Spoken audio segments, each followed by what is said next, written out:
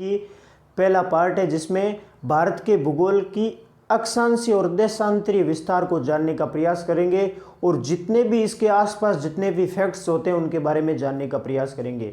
आज देखेंगे भारत के भूगोल में सामान्यतः हमारा ये कक्षा अक्षांशीय और देशांतरीय विस्तार के बारे में रहेगी। तो हम पहले देखेंगे कि भारत हमारे देश की अक्षांशीय और देशांतरीय स्थिति कहाँ है, पूरे दुनिया के अंदर भारत की स्थिति कौन सी है। तो सबसे पहले हम जानने का प्रयास करेंगे ग्लोब पे। ग्लोब है वो इसकी आकृति गोलाकार ग्लोब और जो 23.5 डिग्री अपने अक्ष पर झुकी हुई है पृथ्वी कंप्लीट ग्लोब में।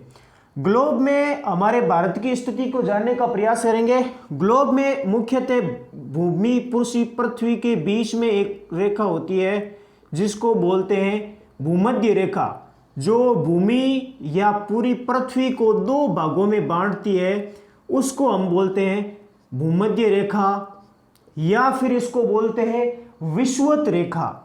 कौन सी रेखा? विषुवत रेखा के नाम से जानते हैं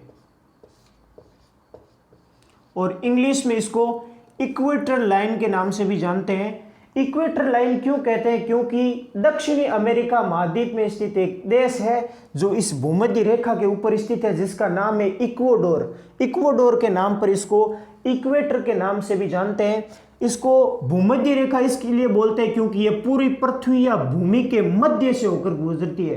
प्रश्न पूछे कि भारत की जो पूरी पृथ्वी है उसको दो भागों में कौन सी रेखा बांटती है, तो वो है भूमध्य रेखा जिसको 0 डिग्री अक्षांश बोलते हैं। 0 डिग्री अक्षांश।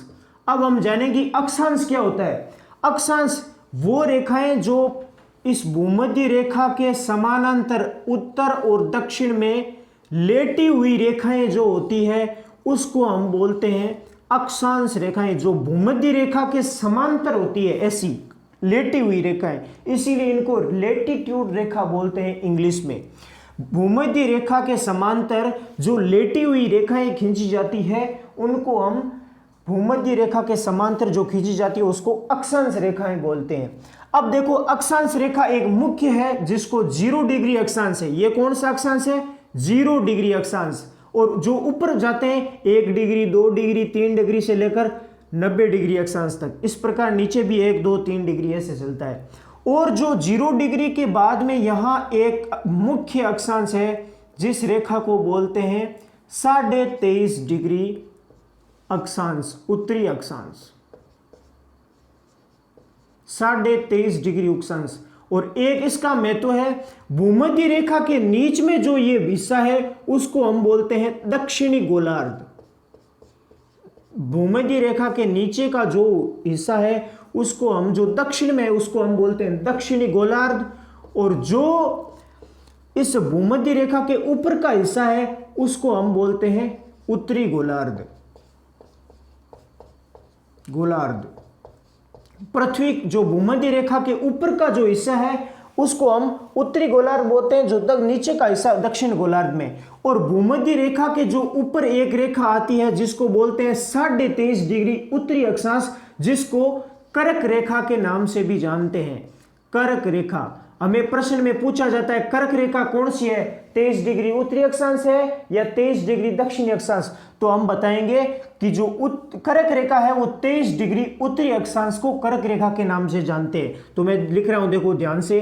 पहले मैंने बताया भूमध्य रेखा 0 डिग्री अक्षांश को, 0 डिग्री अक्षांश को हम बोलते हैं भूमध्य रेखा या विषुवत रेखा। ये प्रश्न मिलाने के लिए भी आते हैं। 0 डिग्री अक्षांश को भूमध्य रेखा या विषुवत रेखा बोलते हैं। और एक हमने पढ़ा है 23.5 डिग्री अक्षांश।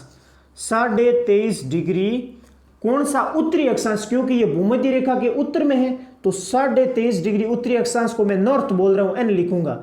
23.5 डिग्री उत्तरी अक्षांश को बोलते हैं हम कर्क रेखा। कर्क रेखा। और एक है 23.5 डिग्री दक्षिण में आती है एक रेखा। जैसे ही भूमध्य रेखा के 23 डिग्री ऊपर जाते हैं उसी प्रकार भूमध्य रेखा के 23.5 डिग्री नीचे आते हैं तो नीचे भी एक रेखा होती है जिसको बोलते हैं 23.5 डिग्री साउथ। दक्षिण में, इसलिए साउथ बोलते हैं। तो देखो मैं नीचे गया 23.5 डिग्री साउथ में जो रेखाएं खींची जाती है उसको हम बोलते हैं, इसको बोलेंगे मकर रेखा। मकर रेखा, इसको 23.5 डिग्री जो दक्षिण अक्षांश है उसको बोलते हैं हम मकर रेखा। और एक रेखा और है 23.5 डिग्री के, जब हम ऊपर जाते हैं तो एक अक्षांश आता है जिसको बोलते हैं 66.5 डिग्री नॉर्थ, मतलब उत्तरी अक्षांश। 66.5 डिग्री जो उत्तरी अक्षांश है उसको हम बोलते हैं आर्कटिक व्रत। आर्कटिक व्रत किसको? 66.5 डिग्री उत्तरी अक्षांश को। उत्तर और दक्षिण का विशेष ध्यान रखें। और इसी तरह भूमध्य रेखा के दक्षिण में भी एक व्रत आता है जिसको बोलते हैं 66.5 डिग्री दक्षिण अक्षांश। इसको मैं साउथ लिखता हूं। ये उत्तर है 66.5 डिग्री उत्तरी अक्षांश और ये हो गया 66.5 डिग्री दक्षिण अक्षांश। इसको मैं बोलूंगा अंटार्कटिक व्रत। अंटार्कटिक व्रत, ये ध्यान रखें। आर्कटिक व्रत किसको बोलते हैं? 66.5 डिग्री उत्तरी अक्षांश को।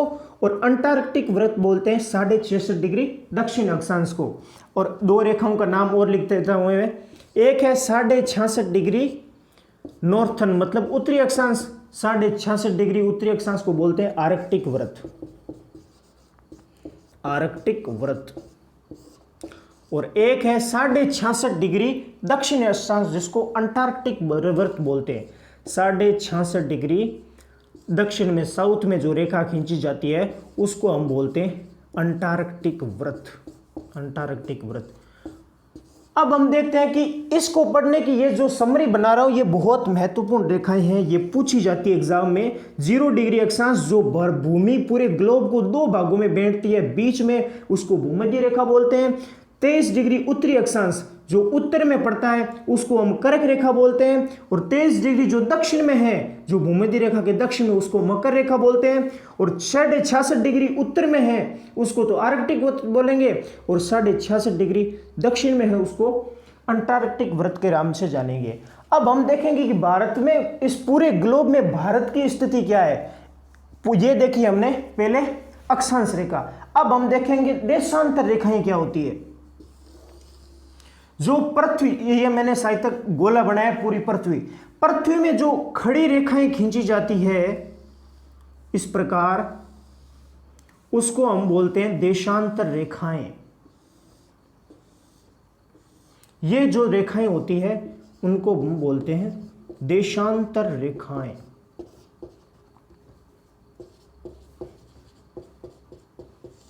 एक ध्यान और, जो अक्षांश रेखाएं होती है इन सभी अक्षांश रेखाओं की जो बीच की दूरी होती है समान होती है। जैसे ये 1 डिग्री, जैसे भूमध्य रेखा से इस दो लाइनों के बीच में दूरी समान होती है, इन रेखाओं की दूरी समान। सभी अक्षांश रेखाओं की जो दूरी होती है बीच में वो समान होती है। और जो देशांतर रेखाएं खींची जाती है और बीच में ये देखो, ये अक्षांश रेखाएं होगी, ये अक्षांश रेखाएं होगी। और जो खड़ी रेखाएं खींची जाती है उनको हम देशांतर रेखाएं बोलते हैं। ये हो गया भूमध्य रेखा, ये 66.5 डिग्री, ये दक्षिण में 66.5 डिग्री। अब जानेंगे हम देशांतर रेखाओं के बारे में। जो खड़ी रेखाएं खींची जाती है ग्लोब पर, जो समय का निर्धारण करती है, उसको बोलते हैं देशांतर रेखाएं। और इसी प्रकार 0 डिग्री देशांतर रेखाएं, 1 2 3 इस प्रकार देशांतर रेखाएं चलती है। जो ग्लोब पर खड़ी रेखाएं होती है उनको देशांतर रेखा बोलते हैं। जो लेटी हुई रेखाएं होती है उनको अक्षांश रेखाओं के नाम से जानते हैं। अब हम देखेंगे कि भारत की स्थिति विश्व के ग्लोब पर कैसी है। ये पूरा ग्लोब हुआ, ये भूमध्य रेखा हुई, ये कर्क रेखा हुई और ये हुई मकर रेखा। ये 0 डिग्री बीच में है, ये 23.5 डिग्री उत्तरी अक्षांश अर्थात कर्क रेखा, और यह है मकर रेखा। हमारा मेन पर्पज है, हमारा जो भारत है, भारत के मध्य से होकर गुजरती है कौन सी रेखा? कर्क रेखा। कर्क रेखा लगभग भारत के मध्य से होकर गुजरती है, हमें यह पता है। कर्क रेखा लगभग भारत के मध्य से होकर गुजरती है। तो कर्क रेखा यहां पड़ती है। और ये जो भूमध्य रेखा है पृथ्वी को 2 गोलार्ध में बांटती है, एक उत्तरी गोलार्ध, एक दक्षिणी गोलार्ध। अर्थात भारत की स्थिति ये हो गया 0 डिग्री देशांतर, खड़ी रेखाएं देशांतर कहलाती है। अब भारत की स्थिति क्या है, भारत के मध्य से कर्क रेखा गुजरती है, अर्थात भारत की स्थिति यहां कहीं, यहां नहीं होगी, लेकिन भारत पूर्वी गोलार्ध में, इसलिए भारत की स्थिति लगभग यहां इस प्रकार भारत की स्थिति ये होगी। भारत है वो कर्क रेखा भारत के मध्य से गुजरती है, तो इसलिए भारत है उत्तरी गोलार्ध में। देखो भूमध्य रेखा के ऊपर का क्षेत्र उत्तरी गोलार्ध और भूमध्य रेखा के दक्षिण का क्षेत्र दक्षिण गोलार्ध में पड़ता है, अर्थात भारत उत्तरी गोलार्ध में है। और जो देशांतर के इधर का एरिया है उसको बोलते हैं पश्चिमी गोलार्ध, और देशांतर रेखा के जो पूर्व का क्षेत्र है उसको बोलते हैं हम पूर्वी गोलार्ध। अब देखो भारत की कंप्लीट अब पूरी समरी बन चुकी है कि भारत किस गोलार्ध में स्थित है। अब देखो भारत उत्तरी गोलार्ध में है या दक्षिण गोलार्ध में, भारत भूमध्य रेखा के उत्तर में है इसलिए उत्तरी गोलार्ध में।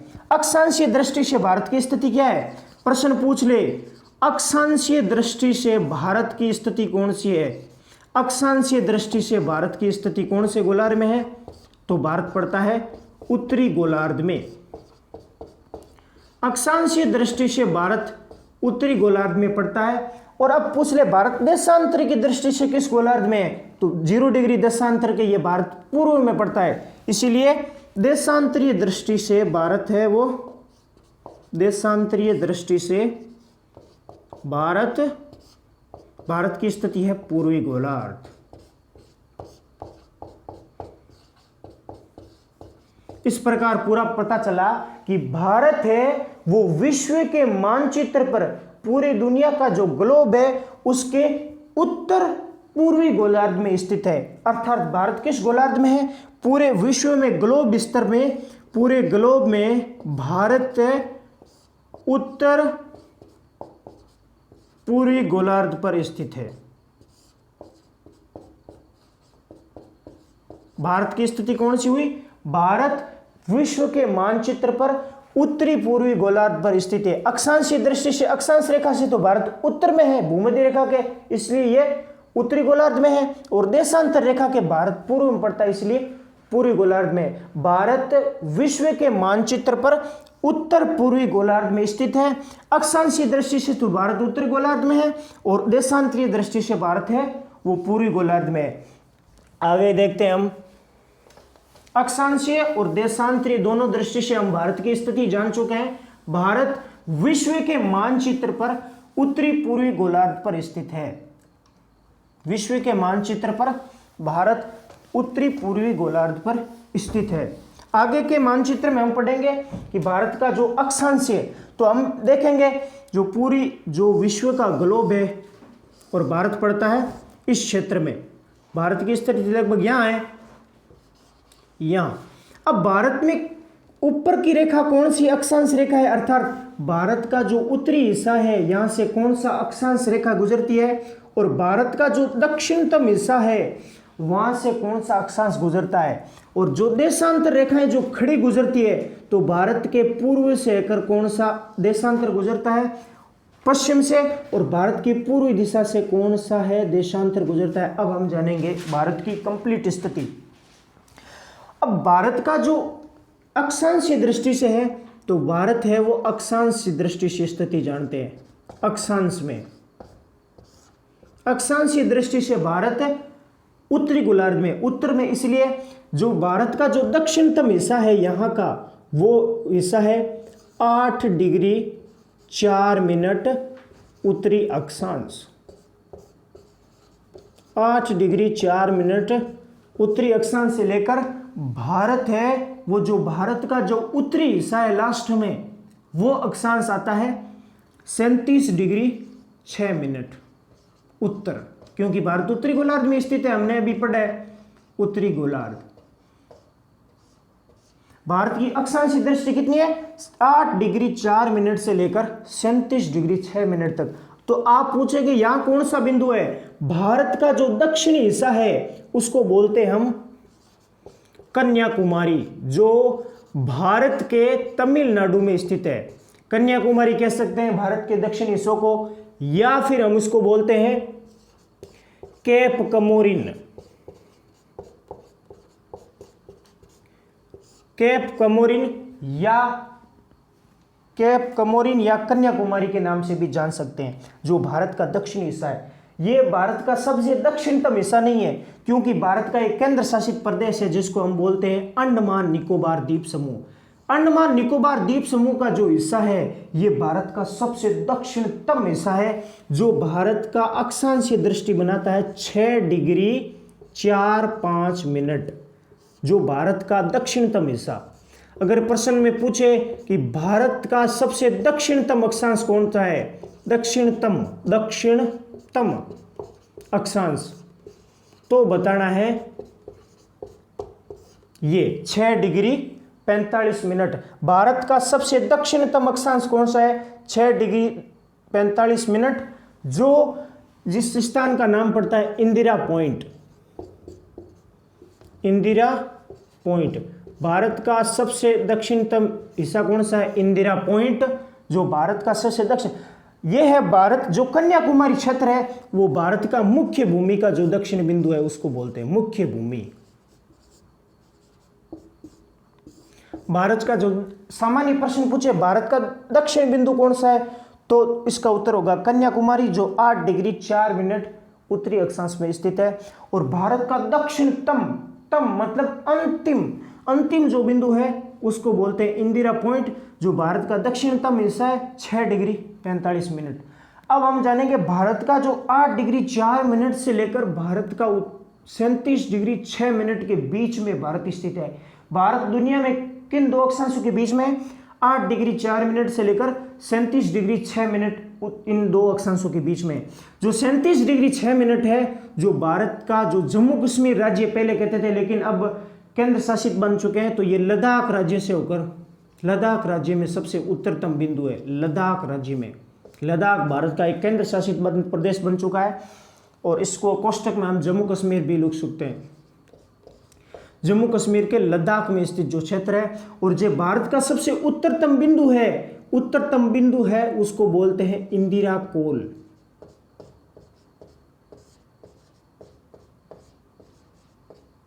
भारत का सबसे उत्तरी बिंदु कौन सा है, 37 डिग्री 6 मिनट, लद्दाख में इंदिरा कोल। भारत का सबसे दक्षिणतम बिंदु कौन सा है, दक्षिणतम बिंदु है कन्याकुमारी, दक्षिणतम तो Indira point 6 degree 45 minute. Bharat की मुख्य भूमि का दक्षिण बिंदु कौन सा है, 8 डिग्री 4 मिनट, कन्याकुमारी या केप कमोरिन के नाम से जानते हैं। अब हम देखेंगे भारत की देशांतरीय स्थिति कौन सी है। मैंने बताया है भारत देशांतर में देखे तो पूरी गोलार्ध में स्थित है। पूर्व में लिखेंगे तो यह है 97 डिग्री 25 मिनट, जो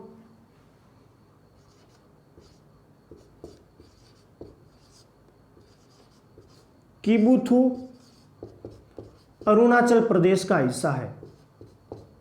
कौन सा स्टेट, अरुणाचल प्रदेश। यह भारत का सबसे पूर्वी बिंदु है, पूर्वी देशांतर।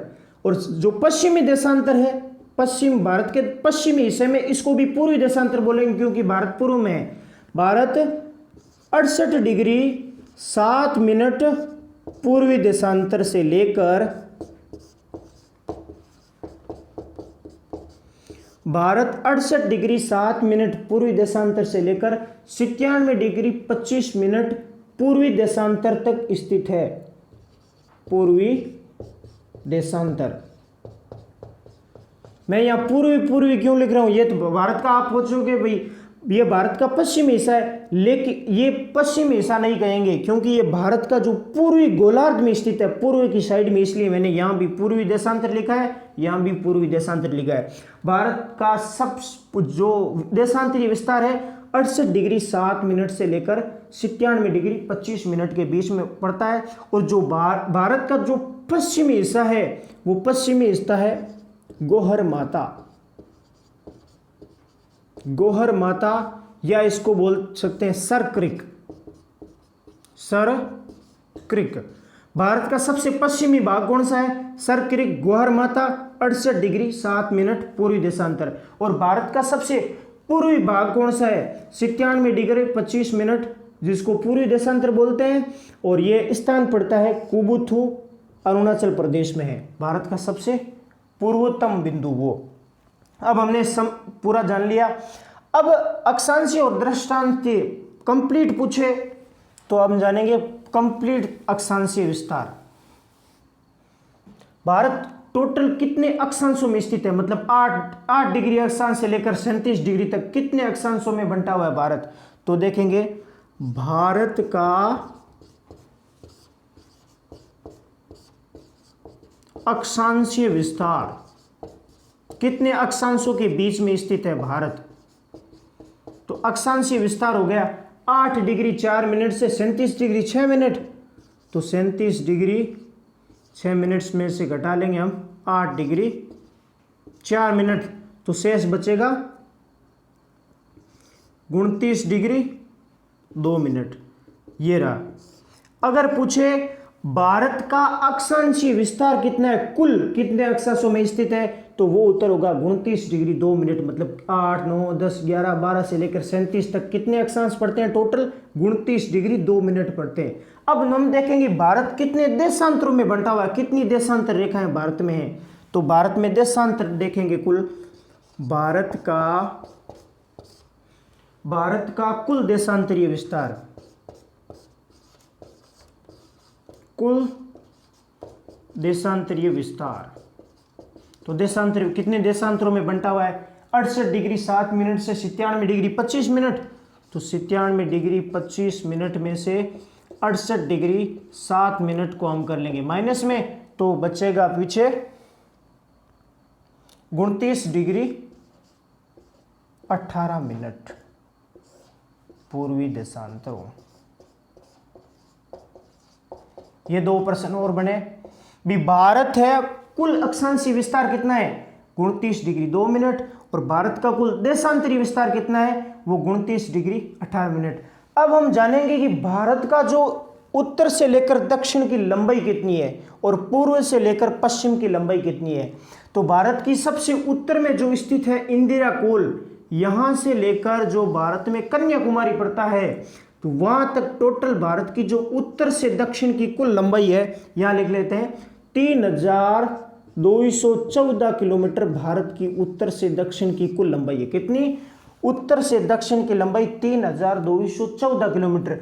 आप पूछोगे ये कैसे निकाली, तो अक्षांशीय विस्तारों के आधार पर निकली। जिस प्रकार 29 डिग्री 2 मिनट आया है, और भारत जो अक्षांश रेखा होती है, जो आडी रेखाएं खींची जाती है अक्षांश रेखा, इन 2 अक्षांश रेखाओं के बीच में दूरी होती है 111 किलोमीटर।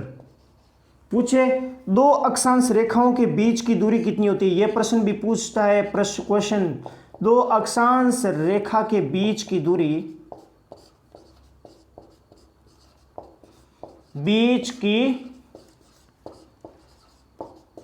होती है 111 किलोमीटर।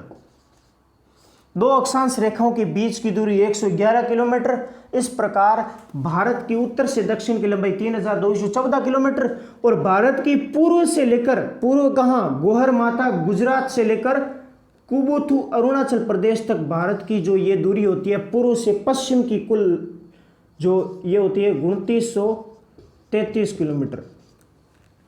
अब हम बिंदु लिख लेते हैं। भारत की उत्तर से दक्षिण की लंबाई, उत्तर से दक्षिण की लंबाई यह पड़ती है 3214 किलोमीटर। 3214 किलोमीटर उत्तर से दक्षिण। और भारत की पूर्व से पश्चिम की लंबाई, भारत की पूर्व से पश्चिम की लंबाई ये पड़ती है 2933 किलोमीटर। कितनी, 2933 किलोमीटर, जो भारत का गोहर माता गुजरात से लेकर कुबुथु अरुणाचल प्रदेश तक। अब हम देखेंगे भारत की राजनीतिक सीमाएं किस प्रकार की है। भारत की उत्तर से दक्षिण की लंबाई है 3214 किलोमीटर, और भारत की पूर्व से पश्चिम की लंबाई है 2933 अर्थात 2933 किलोमीटर। भारत का जो वर्तमान संदर्भ देखा जाए तो भारत में कुल राज्यों की संख्या है 28। ये बदलती रहती है क्योंकि कुछ केंद्र शासित प्रदेश के रूप में तब्दील हो जाता है, ये करंट की घटनाएं होती है।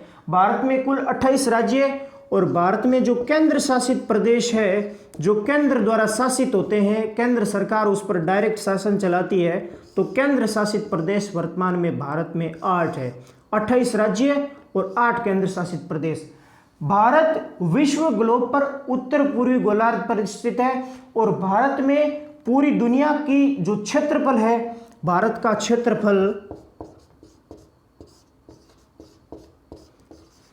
का क्षेत्रफल है जो टोटल एरिया वह है 32,87,263 वर्ग किलोमीटर। भारत का जो टोटल एरिया है वो है 32,87,263 किलोमीटर भारत का कुल क्षेत्रफल है।